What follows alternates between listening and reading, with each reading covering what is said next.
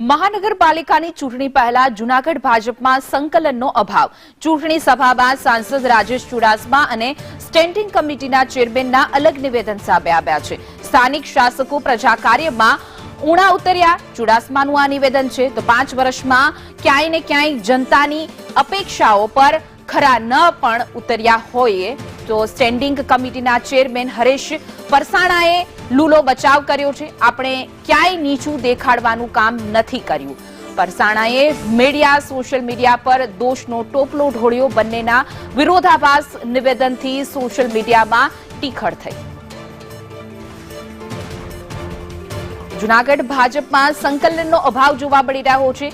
સાંસદ અને સ્ટેન્ડિંગ કમિટીના ચેરમેનના જે નિવેદનો વિભિન્ન આવી રહ્યા છે, બંનેના વિરોધાભાસ નિવેદનને લઈને સોશિયલ મીડિયા ઉપર રાજકારણ ગરમાયું છે. ભાજપની ચૂંટણી પહેલા જૂનાગઢ ભાજપમાં સંકલનનો અભાવ છે તે જોવા મળી રહ્યો છે. ક્યાંક ને ક્યાંક અંદરોઅંદર ખટપટાટ જોવા મળી રહ્યો છે. સાંસદ અને સ્ટેન્ડિંગ ચેરમેનના અલગ અલગ નિવેદન સામે આવ્યા છે. તો સાંસદે કહ્યું કે ક્યાંક પ્રજામાં ઉણા ઉતર્યા નથી, તો સાથે જ સ્ટેન્ડિંગ કમિટીના ચેરમેને તેનો બચાવ કર્યો છે.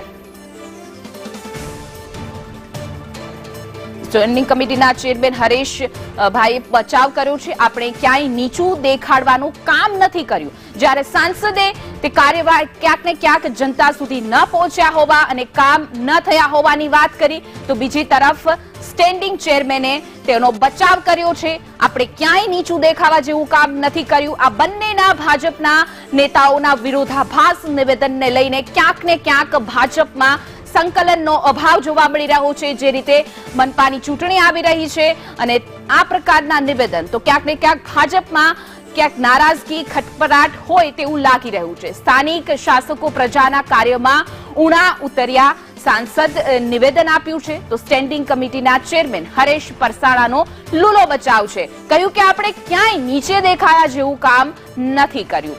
તો બંનેના વિરોધાભાસ નિવેદનને લઈને સોશિયલ મીડિયા ઉપર પણ રાજકારણ ગરમાયું. કે દરેક 18મી તારીખે વધારેમાં વધારે મતદાન કેમ થાય અને કમળના નિશાન ઉપર મતદાન વધારેમાં વધારે લોકો કેમ કરે, એવા પ્રયત્ન સાથે આપણે સૌ આગળ વધીએ. હું વિશ્વાસ અપાવીશ કે આવનારા સમયમાં ગયા 5 વર્ષમાં ક્યાંક ને ક્યાંક જૂનાગઢની જનતાની અપેક્ષામાં અમે ક્યાંક ને ક્યાંક કદાચ ખરા ન ઉતર્યા, પણ આજે આ વિજય વિશ્વાસ સંમેલનથી આ વિસ્તારના સાંસદ તરીકે હું એટલો વિશ્વાસ અપાવું કે ગયા વર્ષમાં જે ભૂલો થઈ હશે એ આવનારા સમયમાં નહીં થાય અને જૂનાગઢને ગ્રીન જૂનાગઢ, ક્લીન જૂનાગઢ બનાવી અને આવનારા સમયમાં આ ઐતિહાસિક સ્થળને દુનિયાના નકશા ઉપર એક ઐતિહાસિક સ્થળ તરીકે સ્થાપીએ એ સંકલ્પ સાથે આગળ વધીએ. ગયા વખતે 54 સીટ હતી, આ વખતે આપણે 58 સીટ જીતશું. એટલે કોઈ કાર્યકર્તાના મનમાં સંદેહ હોય કે ભારતીય જનતા પાર્ટીનું જે કોર્પોરેશનનું કામ હતું એમાં ક્યાંય આપણે આમ જોઈએ તો નીચું દેખાડવાનું કામ કરેલ નથી. મિત્રો, સોશિયલ મીડિયા અને મીડિયા ક્યાંય ને ક્યાંય આપણને ખોટું ચિતરવાનો પ્રયાસ કરી રહ્યું છે. તો આનો જવાબ આપવાની જવાબદારી અહીં ઉપસ્થિત તમામ કાર્યકર્તા